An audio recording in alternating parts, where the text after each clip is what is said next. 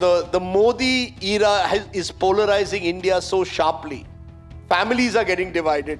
Neighbors are getting divided. WhatsApp school groups are getting divided. Frankly, Modi wants to see himself in history as a great prime minister.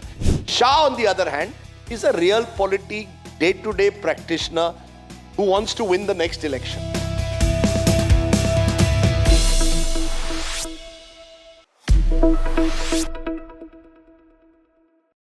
So today I'm going to talk with somebody who is just amazing, and I don't think we should waste much time, and I should rapidly invite him onto the stage. I will invite Rajdeep Sardesai on the stage. Everybody here knows Rajdeep, so I really don't need to introduce, except that he's quick on thinking. He's very astute and comprehensive with the coverage that he does both on television and in his book. And we are going to begin our conversation. I don't promise that we'll stick to that with reference to his latest book, which is 2019, How Modi Won India. Rajdeep, welcome. Thank you very much. Thank you. However well you may know your subject, it's often sometimes a little startling to get onto the stage on what is the hot seat. So I thought I'd share this with you, that I walked into my room today and discovered the latest India Today, and you know that it's got a review of your book. Yeah, I just saw that. Yes, I did. It's really quite an amazing review too, and if I may just quote something from it.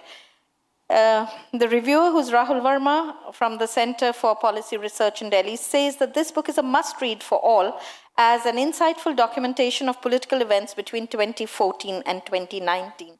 I think it's an important point here for me to mention that you've already written a book on the 2014 part of the elections. That's right. I sort of wrote a book, 2014, how the election that changed India. And then 5 years later, how Modi won India. Someone asked me whether there'll be a trilogy. I said there might be one if Modi loses India. And I don't know whether that's going to happen, or I don't think that's going to happen so easily. So 2024 may or may not happen. But I just thought it was important to document these fascinating times in which we live, because I don't think television does justice to the times in which we live. Because in television, today's news is tomorrow's history. In fact, the next hour's history. And I think, therefore, memory in particular is so short-lived that maybe 10 years down the line, we will look back at this period and look at it as a defining period in post-independence India. So in this book, you've done an amazing thing. You've captured over 5 years stories, but you've also got a very strong database which refers to, the figures and the facts and on the basis of which you've done the analysis. Many electoral interpretations talk about only what has just happened or what is the most obvious or largest influence.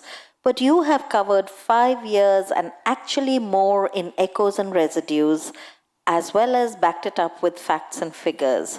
That is what I think is the fascinating part of this book. You're being very kind, Arshia. But, as a reporter, my main job was to stick to the narrative.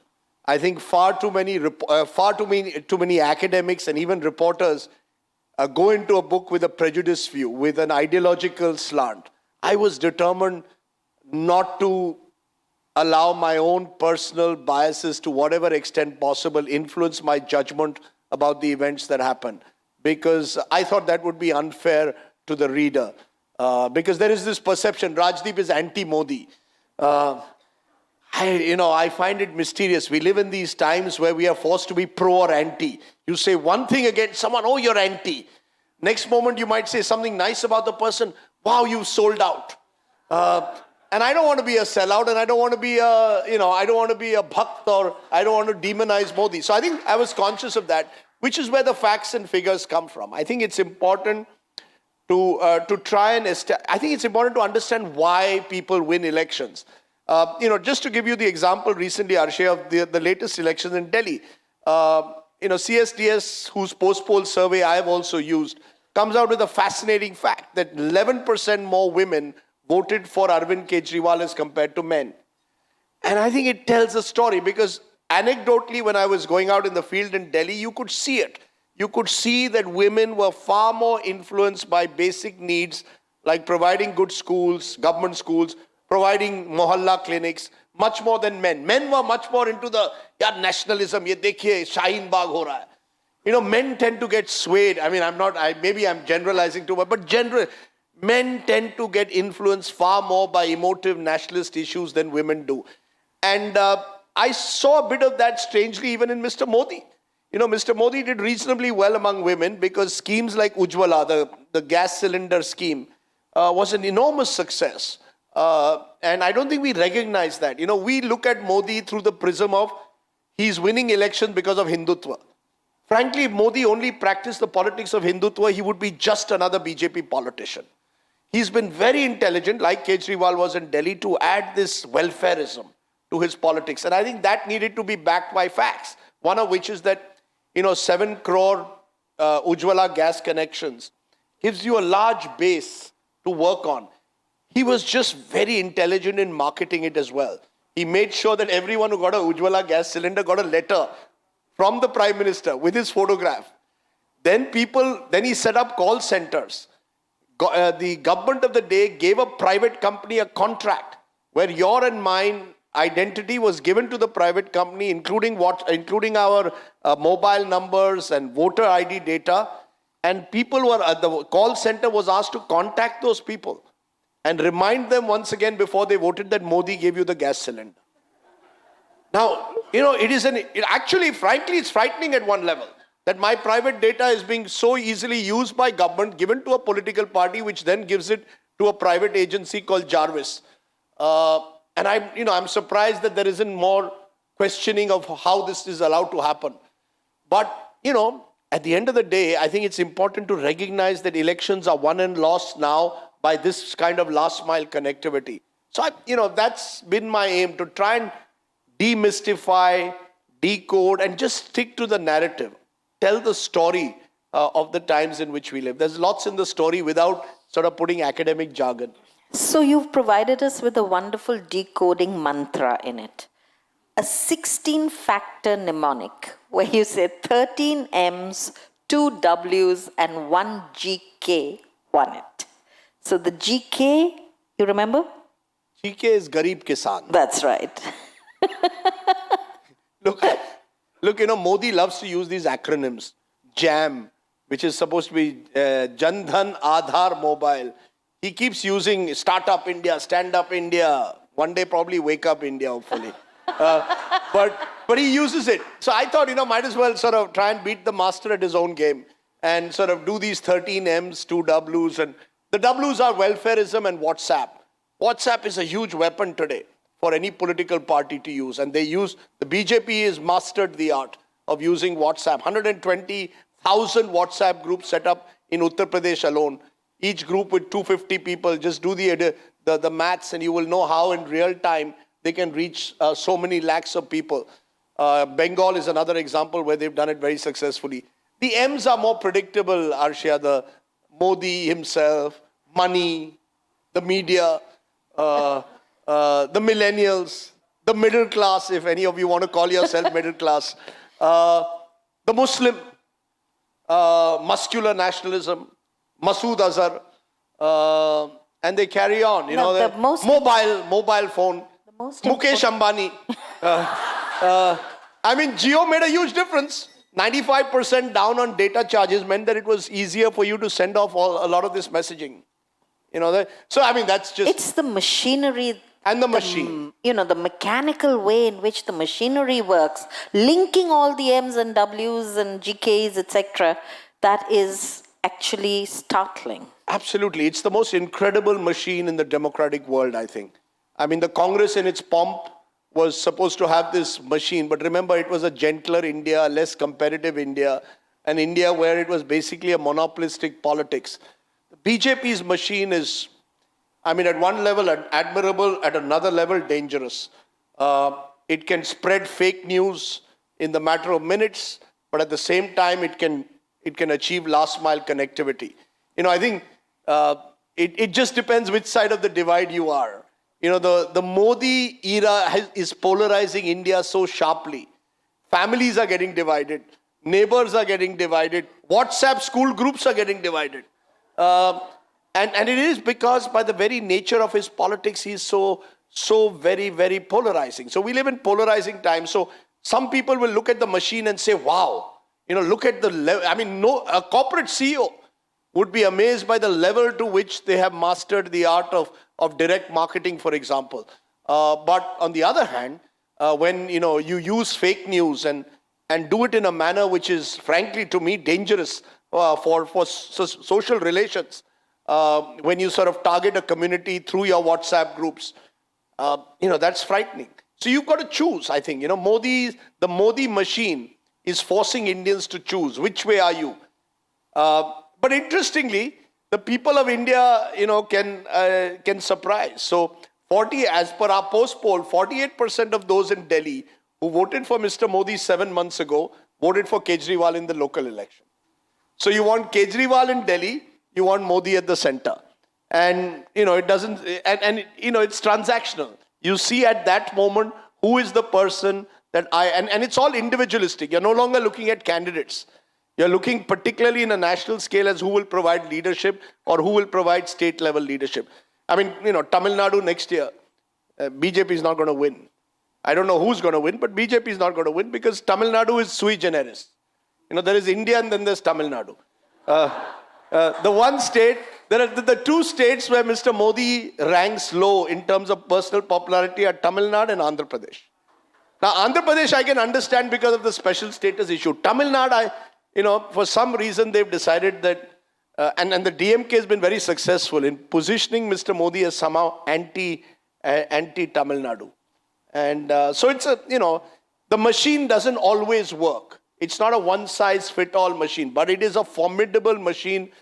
They've got what? There are 10.5 lakh booths in the country in a general election. The BJP had by the end 8.6 lakh booth committees, 25 workers per booth, each of whom were trained for more than a year to connect door to door with the Panna Pramukhs or those who have one page. Go door to door, identify people and continuously target them. They had Labharti Pramukhs, which in English is translated to the beneficiaries. Identify beneficiaries of government programs, go meet them, take a photograph with them, put the photograph on Facebook and send a copy of it to them so that they feel they're also part of this larger government machine.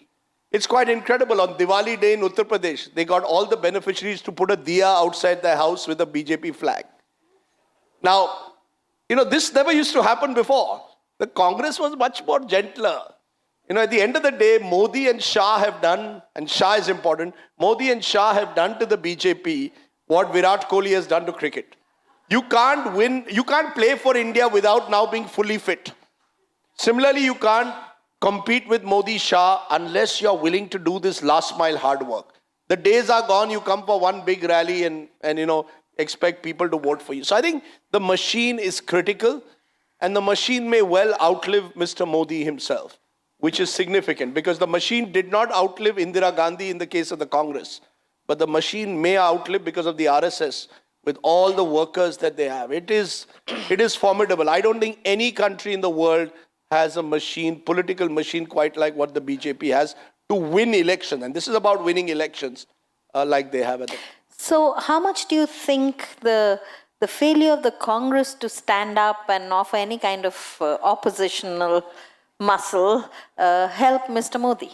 And that could be a short answer. Sure. Yeah, sure. I keep saying this and it gets audiences to crack up in a way. I say this all the time. Rahul Gandhi has never missed an opportunity to miss an opportunity. And more importantly, more seriously, for a leader like Modi, this so-called muscular strongman, this so-called nationalist leader, he needs a Rahul Gandhi as the other so that it makes him look even larger than he actually is, right? He needs the dinners. He needs to play this Kamdar versus Namdar game. You see, Modi is a storyteller.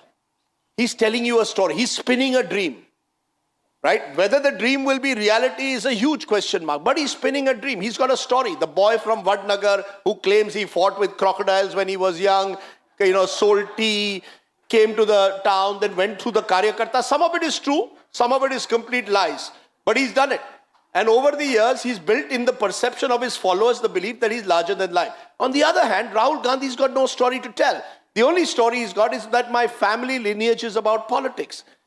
To defeat someone like Modi, and to some extent, leaders like Kejriwal also have a story to tell. I went through IIT, I went to IRS, I got the max essay, I gave it all up, and I've become a neta. Young India wants a story.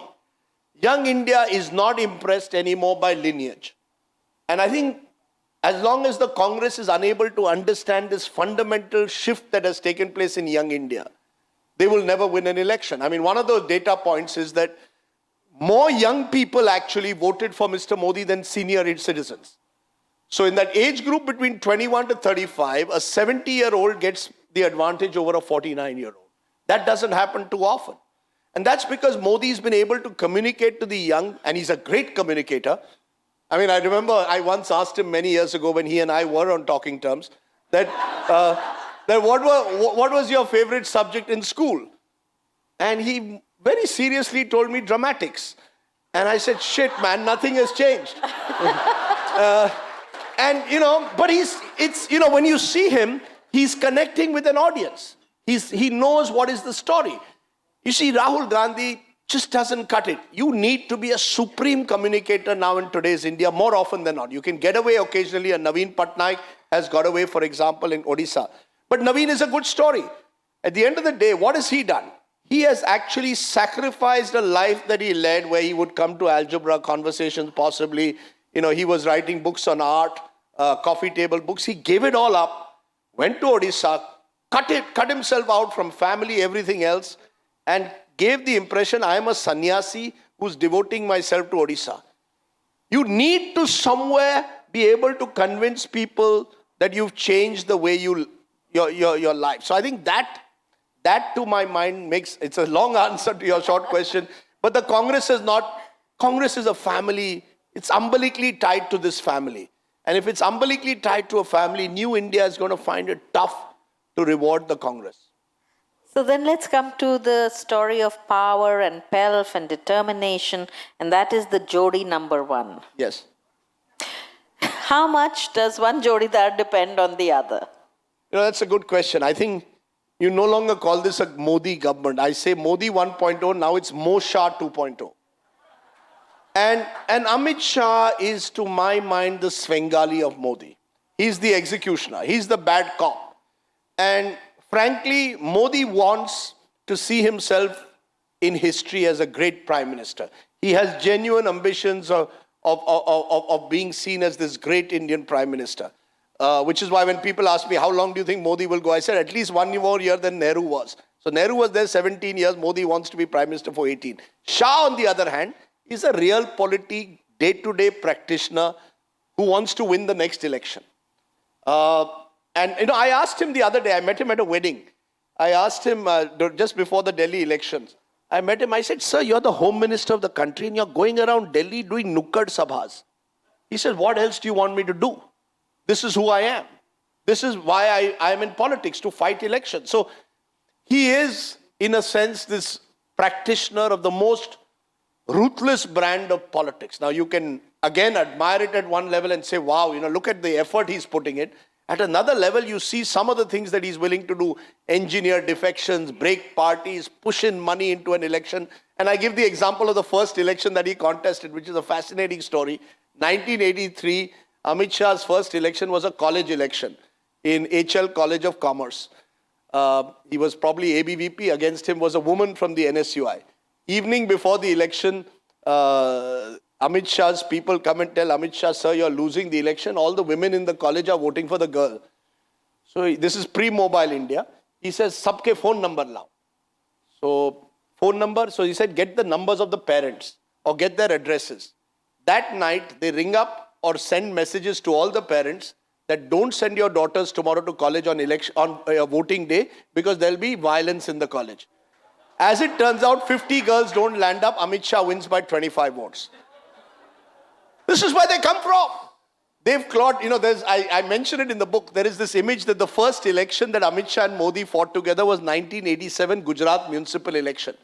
Amit Shah went actually ward by ward sticking posters on each ward, and they were engineering defections from independents, paying off people so that they could, they would switch sides, putting up names of candidates similar to the Congress candidates so the voter would get confused.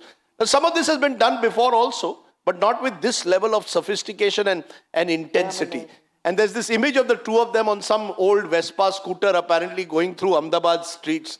And I've also always imagine Modi and Shah on a scooter, going ward by ward, putting up posters. But that's where they come from. So I think they need each other. They've relied on each other. This is also not a relationship of equals.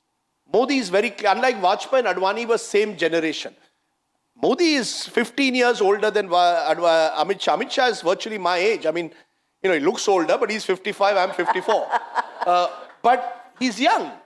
So, it is very much Guru Shishya, but he will do whatever. And he's ideologically aligned to the Hindu Rashtra project. I think so is Modi, but Modi will not make it. Modi wants, as I said, to be recognized as a great prime minister. So he'll be more reluctant to be completely identified with Hindu Rashtra. I thought it was significant that when the Citizenship Amendment Act was piloted, Modi was not present in Parliament.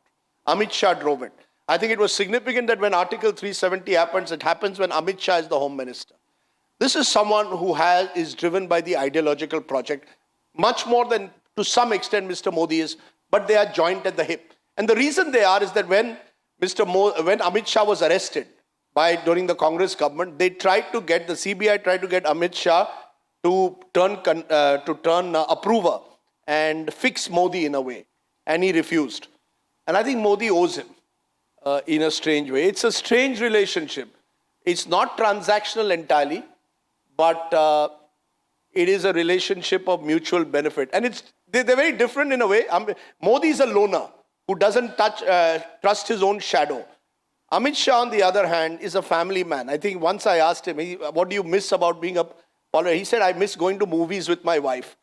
I can't imagine Modi ever saying that. I mean, not because but I can't imagine Modi having that level of emotional attachment to anything. He is a strange man in the sense of being this complete loner. It probably is his strength. It makes him focused. He doesn't have to worry, as I keep saying, for the report card of his kids. And that's why a number of politicians are becoming single. Look at the number of politicians who are not married, because it gives you that 24/7 focus.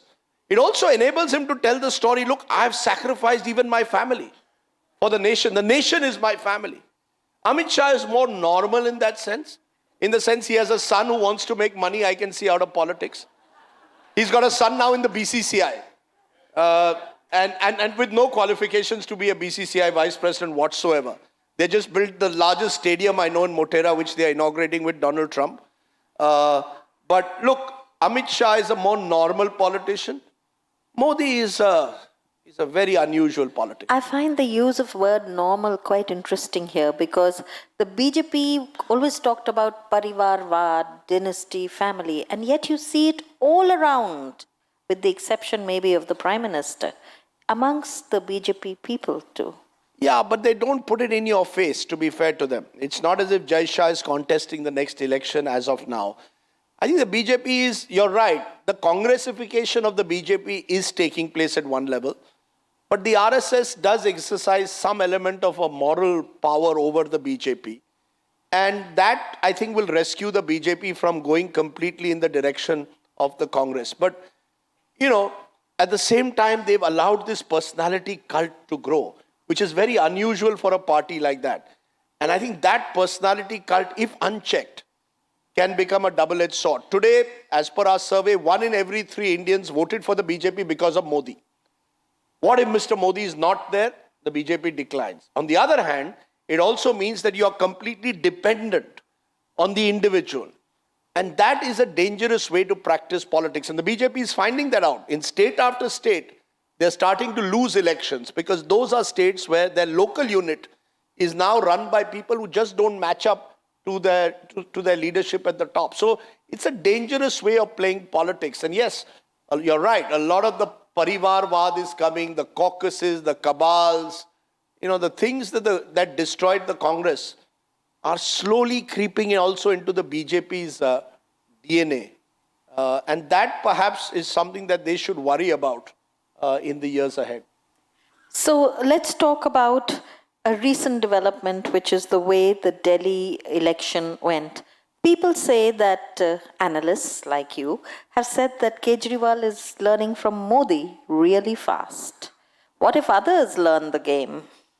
No, look, there is a Modi playbook. A lot of it Modi himself has borrowed from the late Indira Gandhi. This cult of personality, this sort of dominance, use the nationalist rhetoric whenever possible. Mrs. Gandhi would use it. Foreign hand is about to enter India. Modi uses Pakistan more than he sometimes talks about India in speeches. Yeah. This constant obsession with Pakistan. So I think what Kejriwal has cleverly done in this election is he neutralized the BJP's Hindutva nationalist strategy. He said, who are you to have monopoly of Hinduism? Maybe Hanuman Bhaktu. He went to Hanuman Mandirs. And did it very naturally without making it an election issue. He, in a sense, neutralized Hindutva and said, I'm going to talk, the real nationalism is building schools and hospitals. The real nationalism is not to talk about religion, about Citizenship Act. He took, in a sense, the Muslim vote for granted and said, I will compete with you for this Hindu vote. How can you monopolize it? Now, it's a strategic politics. It may not ideologically work in the long run, but it is a way of fighting this machine. And what he learned is social media. His team was as good on Facebook as Modi was. He was very good with one-liners. He's a very good communicator in Hindi in particular. And as I said, he had a story to tell. So yes, they are borrowing from the playbook to the extent that they've realized you've got to personalize an election, make it about an individual and his connect or her connect with the audience. There is a playbook, but he doesn't have the volunteer base or the money that a Modi machine has. So if he thinks he can take on Modi nationally, very difficult. To beat that machine, you're going to have to, it's going to take much more than just one Delhi municipal election. There's a pattern that is sort of emerging. And they're not being that receptive. You know that we first heard about that wedding you attended, which you've just referred to, in a short clip that came on social media that said a leading journalist called RS meets Amit Shah and says, how's it going? Amit Shah says, you tell me how's it going. And you said, no more, you are not going to get more than 20 or more than 10 or something like that. I said you're losing badly. Yeah. And he didn't like it.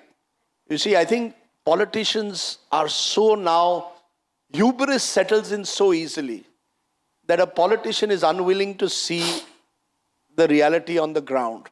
I know, I went to this wedding because it was a colleague's wedding. It's not Amit Shah's son's wedding. I know. But so I went to this colleague's wedding. I went after 10 p.m. because I had finished my show. I thought all the VVIPs of Delhi would have gone. I enter and I'm kept waiting outside because a VVIP has entered. It turns out to be Mr. Shah. He's surrounded by the usual sycophants, another Congress trait, which the BJP has developed very quickly. And each one of them saying, Shah Saab, aap to jeet rahe, kya aapne lada hai, ye, wo karke. So one of the lady journalists spotted me slightly and she said, Rajdeep, why don't you join in? And they asked Shah, how many are you winning? He said 45. So she asked me, what do you think? I said, they won't win more than single digit. Aap buri tarah se haar rahe hain. The moment he saw that, he looked at me and said, aap to negative hi sochte hai BJP ke bare mein. So I said, look, you see, this is what I think power does increasingly. And this is another aspect of the Indira years, which this government is, they are disconnected increasingly from voices from below. And, when you start getting disconnected, it's troubling. I don't know how often the Prime Minister actually now, though he's very good at getting information, is actually connected to the real world. He's too caught up in Twitterverse, where everyone is, caught up in their own sort of, in building this cult of divinity around leaders. So I think that's another danger for them in the long run. But Shah is clever. He will learn from his mistakes. As I said, these guys have come from that 1987 election sticking posters on that scooter. They aren't here to lose power that easily. There was a story told to me once about Mr. Modi that when he was allegedly selling tea in Ahmedabad, And he was allegedly selling tea because he was actually never selling tea. He would sit at his uncle's shop and count the bills and the money. So this was near the ST stand in Ahmedabad. He would come from Vadnagar to Ahmedabad in the ST bus. The same bus would go back. He would keep his bag, his sort of jhola, on the chair, in the bus, so that he would take the same bus back. So this old friend of Modi told me one thing that Narendra Bhai would be upset by. When he came back, if someone else was sitting on the chair where the jhola was. Because he said, एक बार कुर्सी पर बैठ गए तो बैठना ही है. वो फेविकॉल का ad है. So they are not here. You see, there is a hunger. Now, you see, hunger is interpreted, unfortunately, in positive and negative ways. There's a hunger to succeed and stay in power, but hunger also breeds the kind of, as I said, this willingness to cut corners at the slightest. I mean, you call the former prime minister, virtually accuse him of being a traitor because he held a dinner for a former Pakistani foreign minister. Now, what can be a bigger lie than that? Because at that dinner, there were former foreign secretaries, there were a former vice president, other dignitaries. But you went to Gujarat and told the audience that this dinner has been held, this is a conspiracy. Then you also went and took a fake Facebook post which claimed that Ahmed Patel is going to become the chief minister of Gujarat if the Congress wins. And you put up posters saying, "Aap Mia Bhai ko vote doge." Now, this is the darker side. The problem is, we are so caught up. If I reveal the darker side, you'll say there is anti-Modi.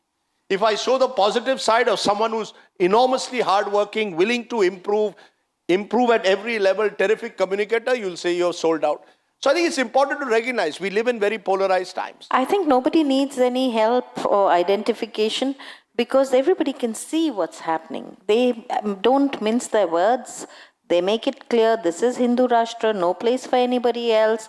And in imaginative ways, they minimize the minorities, particularly one minority. I'm going to just request you for me to tell a small story. And because you're sitting right here, I'm going to make a reference to this. Recently, Manjari was performing in a government-organized program in Lucknow. And as it was the Courtesan Project work, she used a ghazal which was in Urdu. And suddenly she was asked, Qawwali, sorry. And she was asked to get off the stage. So these are nefarious ways in which they're Shaheen Bagh, Biryani, there is no connection. The women are standing there with little hearts that say, come to meet me, come to meet us, kind of thing. This is the problem. I think there are two ways to look at it. In the sense that at one level, what they are doing is they are rejecting the old style Congress secularism, which at some level also distortions crept in, like in the Shah Bano case, which was a clear example of failing the community in a way by not ensuring gender justice above all else. They've used this distortion to simply, in a way, go right the other way and almost convince large numbers of people that in some way, the reality of this country lies in its Hindu, in expressing your Hindu majoritarianism openly. And thereby virtually discarding anything that is associated with the other. This is the othering of a community. So the biryani becomes an example. How the Qawwali becomes an example. Many of which I'm sure are part of the remarkable syncretic culture of this country. The so-called Ganga Jamni Tehzeeb, but the BJP sees this Ganga Jamni Tehzeeb as some kind of an intellectual project. That at the reality, Hindus are Hindus, Muslims are Muslims. And yes, a radicalization has crept in within the Muslim community, which is then used to label the entire community. And because I think a number of us post-1991, I keep saying the 1990s, I think 80s and 90s were the crucial decades where the Congress lost the plot on secularism, where you had the demolition of the masjid, where you had the rise of global Islamic fundamentalism, where you had Pakistan starting a low insurgency conflict in Kashmir, all of which have come together to convince a large number of otherwise right-thinking Indians that your problems and your anxieties today are somehow linked to the perversions that have been carried out in secularism. And thereby create this other idea of India. And I think we don't recognize the enormous damage that we are doing to social relations in the process. Why should every Indian Muslim have to prove his or her patriotism? Why should every Kashmiri be held responsible for what happened to the Pandits, terrible as it is in 1990? You cannot carry these baggages into today's India, because then what you're doing is you're dividing people further. You're not trying to provide a healing touch. You're playing the worst. If the Congress was guilty of playing, as you accuse them, of minority politics, and some of it is legitimately true, as I gave Shah Banu as an example, you are, or Salman Rushdie's book being banned, today you are practicing shameless Hindu vote bank politics. What else was Delhi about? What was Desh ke gaddaro, goli maro, salo ko about? And it wasn't some worker doing it. This is a minister in the government of India talking this language. A minister who should be sitting at that day in North Block handling a budget, but doesn't know the F of finance. Reality. Frankly, that's the truth. Ask him 5 questions on finance, he won't be able to answer you. I mean, one of the tragedies of this government is the talent deficit. Whatever else the Congress had, I'm reading Montek Singh Ahluwalia's book. Look at the team that Narasimha Rao created around him on finance. Where Chidambaram, Montek Singh Ahluwalia, Bimal Jalan, Vijay Kelkar, Shankar Acharya, Manmohan Singh, Narasimha Rao himself. You need process of consultation. I'm sorry drifting away from this, but I'm just saying that on this majority-minority question, we are creating a very dangerous template in this country. And because we live in this era of WhatsApp and technology in real time, please see the kind of WhatsApp messages that float around today. Very, very dangerous. Fake videos being put out. You cannot play, you're playing with fire. You know, God forbid, my biggest fear in the Delhi election was there'll be some terror attack. There could have been. And that would have transformed the election, and suddenly, I mean, BJP leaders were coming on my program and saying, Shaheen Bagh has made Delhi Baghdad. I said, Tum Baghdad kabhi gaye ho? Do you know what happens in Baghdad? Where there are bomb blasts every day. Are you comparing Shaheen Bagh to Baghdad? But it suited a narrative. And number of people are buying it. But number of people are not also. You see, this country, India, bahut badi country hai. You can fool people once, twice, 3 times. You cannot play this politics of polarization all the time. Not when you're, it works when the economy, it works at times, it works when the other side is so weak as it is. But eventually Indians see through it. The people of Delhi at one level saw through it. You know, here is someone talking about schools, hospitals, basic governance. You're talking about Goli Maro. It's a dissonance. And I thought it was hypocritical of Mr. Shah the other day to say, nahi, ye jo hua, acha nahi hua. For 15 days they were saying it. You didn't stop them once. Because you knew this was your calling card. And that is my worry about this kind of politics. That once it's like mounting a tiger. Once you mount a tiger, dismounting it is very difficult. Because your own supporters will say, ab to inko sikha hai, inko sabak sikhana. We have to teach them a lesson. The Muslims have to be taught a lesson. And on the other side, there's a terrible reaction among Muslims as well, many of them. Where many of them, are either being forced to prove their patriotism, or others are being pushed into their own ghettos, where they are also reacting angrily. And God forbid if this spirals out of control with a neighbor of the kind that we have with Pakistan, with the fact that we have these tanzeems who are increasingly armed, and they have their own WhatsApp world as well. So you are creating a hostile India. And I think we should slowly but surely start realizing the damage it causes, to the future. So it troubles me. I didn't know about this incident, but it is not surprising. In Uttar Pradesh today, Yogi Adityanath is doing Vasuli. He is making sure that all those who damage property from Citizenship Amendment Act, we will take money from them. You are using a Supreme Court order to say it. Fair enough, you want to do it. Will you do it tomorrow if a Hindu group does it? I'm not saying, because there are instances. Will you go after the Gau Rakshaks? Yes. You give them bail right away. The same Yogi government gives them bail right away. Jats in Haryana destroyed far more public property, 30,000 crore worth of public property 3 years ago in Haryana. Did you go after one of them? I don't even want to go down that line because then it becomes whataboutery. But the fact is, you have a horribly communalized police force, which believes it can get away by by essentially targeting a community. And Uttar Pradesh is India's largest state. The last thing that Uttar Pradesh is needed is a Uttar Pradesh on the boil constantly. What you've done is told the Musalman, and it's the Gujarat model. I mean, let me be as stark as a person who was born in Ahmedabad, whose grandfather was a police officer there. This is the Gujarat model, where you convince the administration to discriminate between communities. And therefore, every Gujarati today is in, Gujarati Muslim is in one corner of Ahmedabad, and the Gujarati Hindu is in the other. My grandmother passed away, and her house was on the border between the Muslims and Hindus, and I was told very clearly, this house can only be bought by a Muslim. No Hindu will come in anymore into this area. That's what you've done. And I mentioned the story in the book about Amit Shah, which he told a journalist. During the height of a month after the riots, he was the MLA then from Sarkhej, a sprawling constituency in Ahmedabad. This journalist goes up to him and says, sir, you need to, the rioting is still continuing in my area. He says, why are you troubled? He says, I live, sir, in Sarkhej. So he says openly to him, which side of Sarkhej do you live? So he says, sir, I live on the Hindu side. He said, फिर डरना मत, कुछ नहीं होगा. जितना भी करना है दंगा मुस्लिम एरिया में होगा. This is a fact. Amit Shah has not denied the story. And he won't deny it because it suits his agenda. He wants the Hindu vote.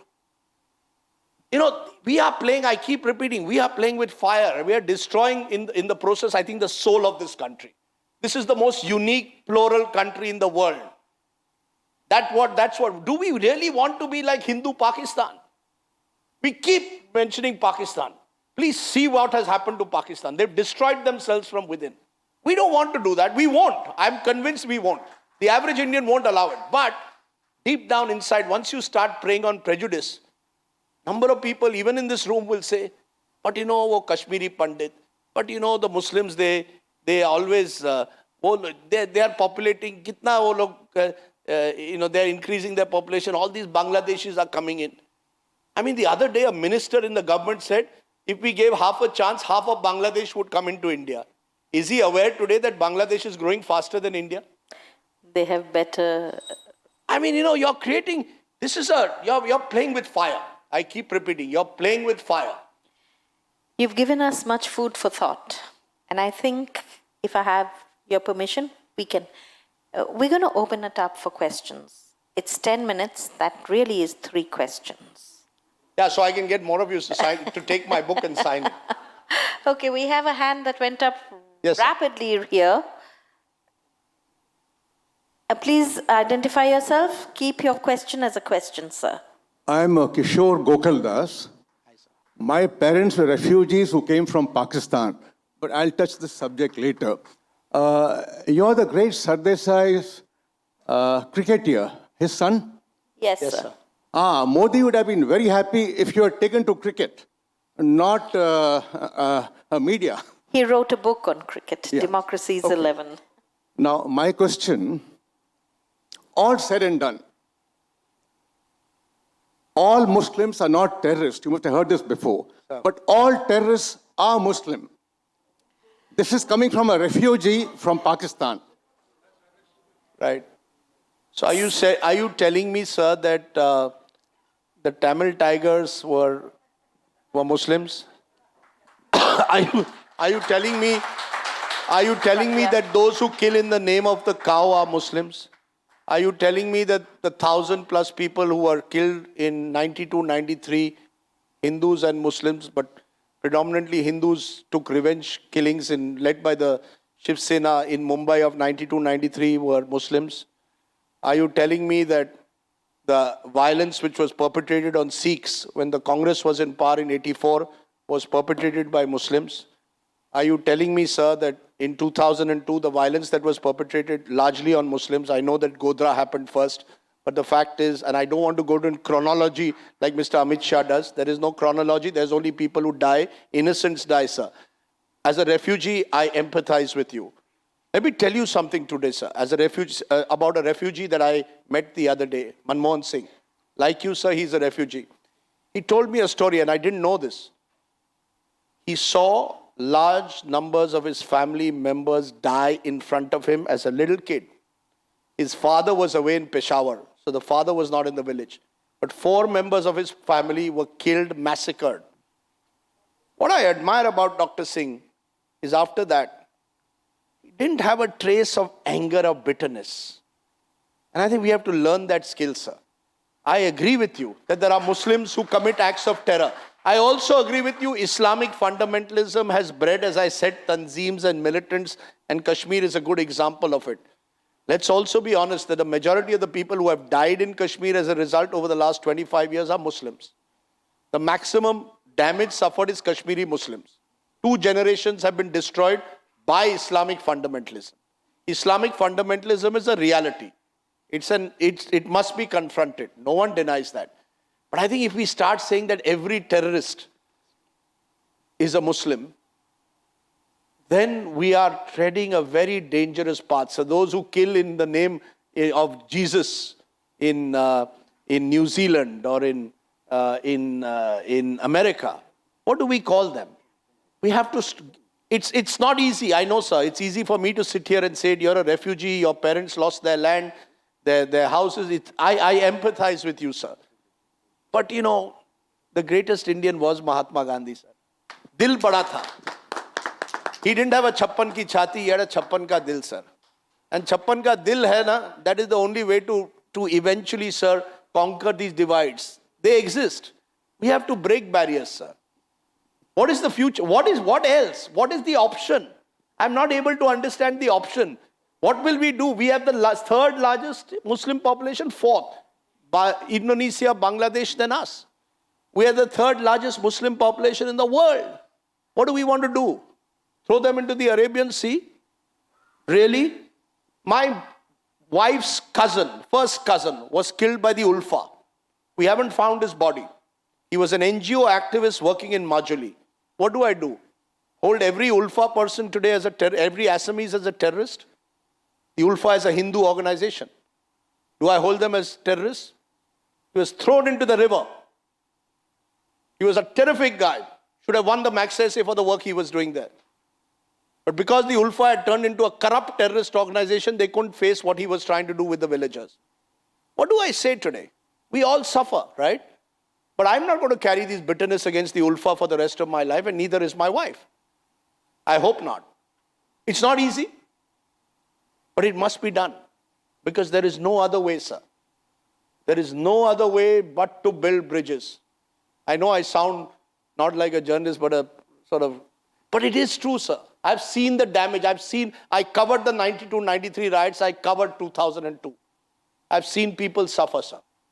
People who had nothing to do with the violence were the worst sufferers. That always happens. It happened in 47 also. Those who lost their land were not people who... So I'm sorry to give you a long answer, sir, but I cannot accept that terrorism should be identified only with a religion. It would be a gross misjustice.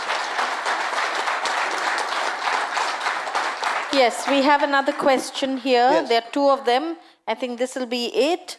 Can we have... Oh, there is somebody else there? Yes, ma'am. Okay. Okay, there are lots. Handle the mic reaching somebody, please.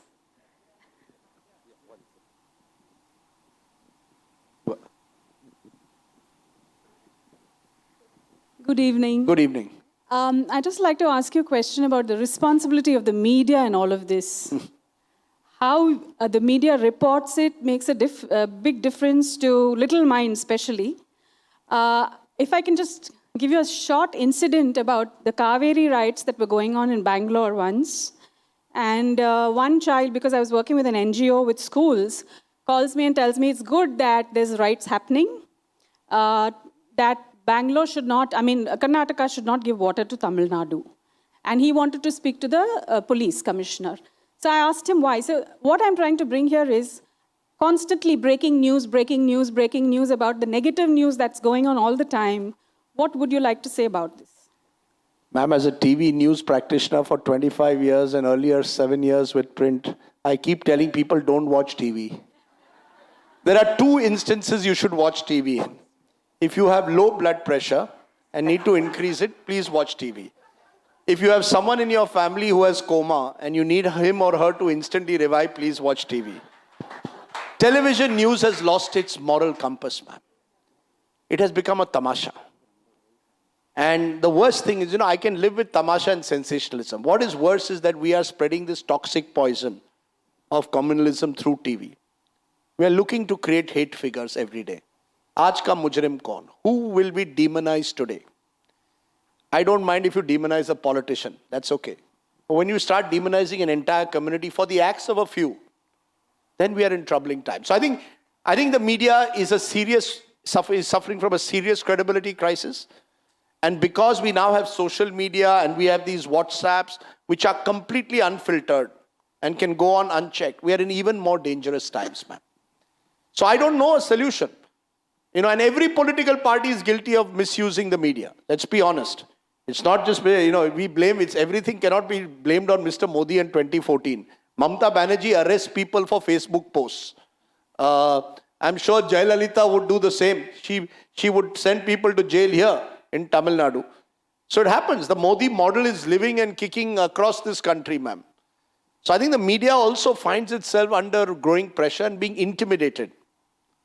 And that makes life more and more difficult. So the solution I don't have at the moment, ma'am. I wish I had. But there is no immediate solution. It's a global problem, actually. Not just in India, but here it's exaggerated. We have Fox News on treadmill. There they have Fox News. We have here Fox News on testosterone, almost, How do you hype up the volume all the time? On steroids, rather. Yeah. So there are some more questions. Yes. Rajdeep, thank you for the great perspectives you have given. You have observed politics all over the country. You did mention about Modi-Shah duo, how they are a great political engine. Do you think Kamal Hassan, Rajinikanth in Tamil Nadu can become such an engine of force and power? And can they inspire people of Tamil Nadu to grab power here? I'm not going to predict what happens in Tamil Nadu. It is sui generis. You never know what the Tamilian is thinking. Most inscrutable. The one state which most pollsters get wrong every time is Tamil Nadu. Two reasons for it. One, the DMK battle, they both have that 35% solid vote. So it's who gets that extra vote every election. There'll be an X factor. If they come together, there'll be an X factor. But again, I repeat, I don't think elections now can be won or lost by just 6 months before an election. Two of you come together, you have your fan clubs and you can win. The NTR generation is over. NTR achieved that. 6 months into politics, he took over Andhra. But he had a cause of Andhra pride. I'm not sure what's the cause Rajni and Kamal will come. So they will need not just their own cinematic persona. They will need to find... See, Tamil Nadu is a good example. The MGRs of the world thought of welfareism long before Modi and Kejriwal thought of it. Midday meal scheme is a Tamil Nadu innovation. I mean, your Amma canteens, we can attack Jayalalitha as the sort of strong woman, dictatorial, authoritarian, corrupt, whatever else. But very efficient administration. I mean, I actually secretly now think that Tamil Nadu model is much better than any other model in the country. Most empowering state. Administration that is kept separate from politics. Governments change in Tamil Nadu, but the administration continues. I was just told today that Edapadi is running a fine administration. Now, whatever else you may think of him as an individual. So I think that's the secret. So Tamil Nadu, not easy state to break into for a third party. Not so easy. Okay. So there is a hand that's gone up there. Both these questions, they will be the last questions because we then do an overstay. I must mention that this book and some of the other books by Rajdeep are available, and you could probably use the time after this to get him to sign. Yes. Yes, sir. Rajdeep, just the last question. You're talking about terrorism. There is a kind of political terrorism that's prevalent, and like you said, we are the sufferers. I think the people are the sufferers. Like to give you two examples. One is when Modi was chief minister in Gujarat, it was one of the biggest natural calamities that ever happened. The Latur earthquake. No, the Bhuj earthquake. The Bhuj earthquake, sorry. And apparently the center never released, he went to Delhi with a begging bowl and the center sort of turned him down and spurned him and never released any money. So that is a kind of political terrorism. It's happening today with the center and the states releasing of GST dues and things like that. Ultimately, the people suffer with this kind of, political terrorism. Whether it's the BJP or the Congress and the BJP, they just do it to each other. So what is your take on that? Look, first of all, Modi was not chief minister when the earthquake happened. He became chief minister just after. Just But after. yes, this allegation was made that the center wasn't releasing enough funds. But remember, it was a BJP government then, Vajpayee. So that's not a good example, but there are other examples that Mr. Modi wanted to bring a strong anti-terror law when he was Gujarat chief minister, and the center said, nothing doing, you will not decide what kind of anti-terror law. Look, I think looking ahead, center-state relations are going to be a huge issue in this country. The south of the country versus the north is going to be huge. Southern states growing much faster, better social and economic indices versus the north, which is pulling us down, is going to become a huge issue in the years ahead. Much more than we can believe. But more than that, I think the real issue is institutions. Look at what is happening to institutions. And I'm not saying this has happened only in 2014, but in general, 2 RBI governors have resigned because their opinions, one resigned, one was effectively asked to go. Both very, very fine people, top of the line. Both asked to eventually had to lose their job because they didn't toe the government line. Army chiefs are speaking like politicians, talking about going into Pakistan, we'll take over POK, Article 370, the best. That's an institution which should be above politics. Supreme Court, judges cannot sit on habeas corpus petitions for 6 months of Omar Abdullah, Farooq Abdullah, whether you like them or not. Do they deserve to be in prison is a huge question mark. You should at least settle it one way or the other. You can't keep giving one hearing after the delaying hearings. So what are the Supreme Court doing? The Supreme Court says we will not decide on Citizenship Amendment Act constitutionality till the violence ends. Is that an answer for a Supreme Court to give? So Supreme Court compromised. Media, I have already told you, we have prostrated ourselves when we should be having a backbone, right? Look at the executive. Does Nirmala Sitharaman sit on the budget when the meetings are held with industrialists or with economists? So who runs the executive? 1.5%? The legislature. Article 370 is brought into Parliament at 11 a.m. Opposition not informed. Is Parliament a notice board? Look at what is happening to institutions around. We don't have a chief information commissioner. The CVC is simply an adjunct to whoever is in power. Bureaucrats always prostrated, but in Delhi, do it even more supinely. That's what you and I should worry about. Democracy is in recession. Democracy is not just about elections. Democracy is about strengthening institutions and the values that they have. So for me, that's the worrying part. And this has nothing to do with Mr. Modi, but yes, I think in the Modi years, it has become more brazen. Because we have created a one-man show. We all want now the strong man. It'll be good to see Modi and Trump together. Made for each other. Yes, ma'am. Yeah, sure. Yes.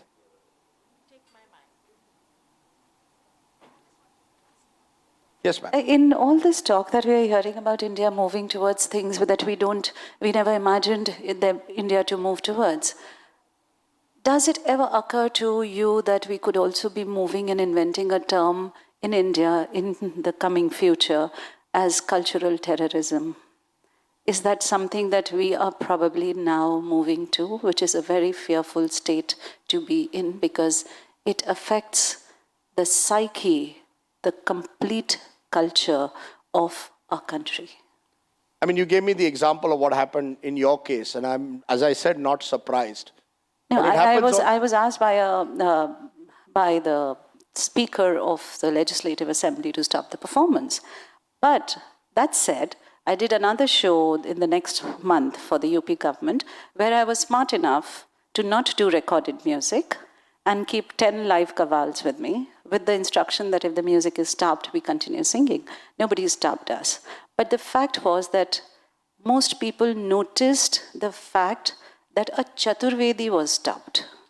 And this was something that affected me most, that people are noticing this. People are not noticing that the Kavali was stopped. Ma'am, let me say, and I may be wrong, it's not as if when the left was in power in their states, they didn't practice the politics of cultural intolerance. The left also gave less and less space to anyone with ideological different views. The right is doing it and doing it more brazenly. And they're bringing in, as I said, this religious dimension as well. And I think it is dangerous. You know, you have this your great Carnatic singer who won the Magsaysay. T.M. Krishna. T.M. Krishna. He won't be allowed to perform today in a BJP-ruled state easily. because of his political views. Who loses?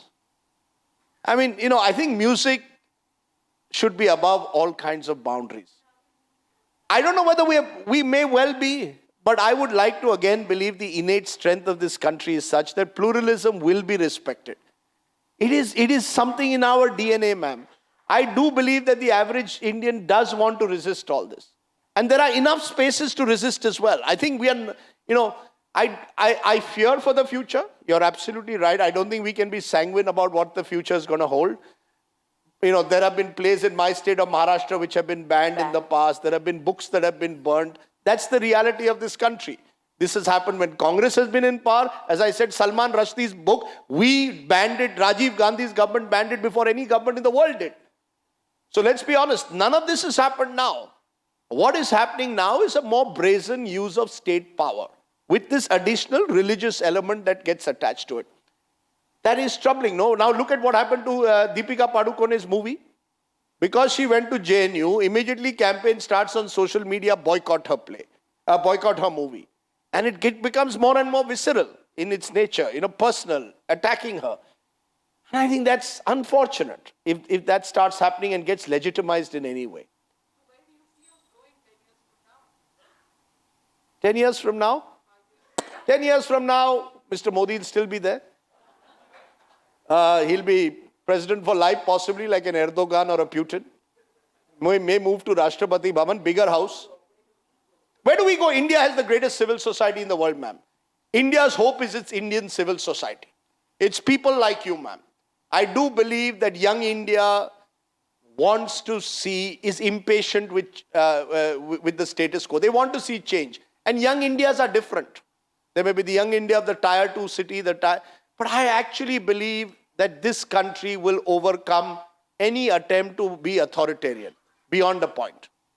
I know that it may look dark at the moment in some aspects, but there are enough lights at the end of the tunnel, ma'am. There will have to be a pushback.